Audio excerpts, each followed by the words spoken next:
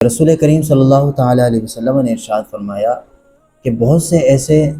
بکھرے ہوئے بالوں والے لوگ ہیں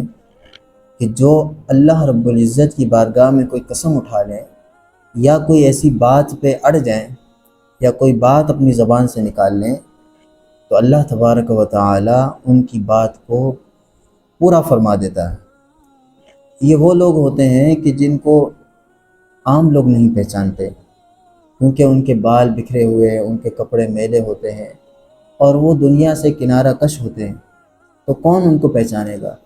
اللہ اور اس کے رسول کے سوا کوئی ان کو نہیں جانتا۔ ہر حال میں اللہ رب العزت کی بارگاہ میں جو ایک عمل مقبول ہے وہ ہے ادب۔ اگر کوئی شخص بکھرے ہوئے بالوں والا ہے، میلے کچیلے کپڑے ہیں یا صاف ستھرے کپڑوں والا ہے یا کسی بھی گیٹ اپ میں ہے، آپ اگر اس کی عزت کرتے ہیں، اس کا ادب کرتے ہیں، اس سے اخلاق کے ساتھ بات کرتے ہیں، آپ جب ہر کسی سے اچھے اخلاق کے ساتھ پیش آئیں گے، برے آدمی کے ساتھ اچھے اخلاق سے پیش آئیں گے تو اس کی برائیوں سے آپ بچ جائیں گے۔ اگر وہ زبان کا تیز ہے تو آپ اخلاقیات سے گفتگو کریں گے تو اس کی زبان کا یہ جو کڑوا پن ہے اس سے آپ بچ جائیں گے۔ اسی طرح اگر کوئی شخص اللہ کو بہت مقبول ہے اور بظاہر اس کا حلیہ جو ہے وہ ایسا نہیں ہے کہ ہم ان کے ساتھ بیٹھیں یا بات کریں، لیکن اگر آپ ان کی عزت کرتے ہیں، ادب سے پیش آتے ہیں، اخلاقیات کو مد نظر رکھتے ہیں، تو اس کا فائدہ یہ ہوگا کہ اگر وہ اللہ کے مقبول ترین بندوں میں ہوگا تو اس کا دل خوش ہو جائے گا، اس کی زبان سے آپ کے لیے دعا نکل جائے گی۔ آپ کو جو نقصان پہنچنے والا تھا اس کے ساتھ غلط رویہ رکھ کے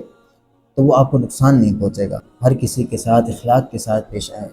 دیکھیں اگر کوئی اللہ کا ولی ہے، اللہ کو بڑا پسند ہے، اللہ کا دوست ہے،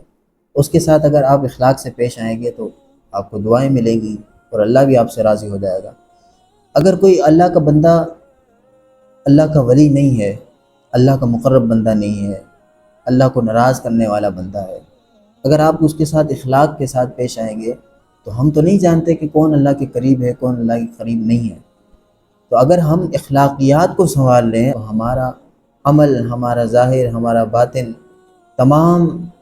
مصیبتوں سے، تمام تکلیفوں سے دور ہو جائے گا۔ اس لیے کہ اگر ہمارے پاس کوئی برائی آنے والی ہوگی تو ہمارے اچھے اخلاق کی وجہ سے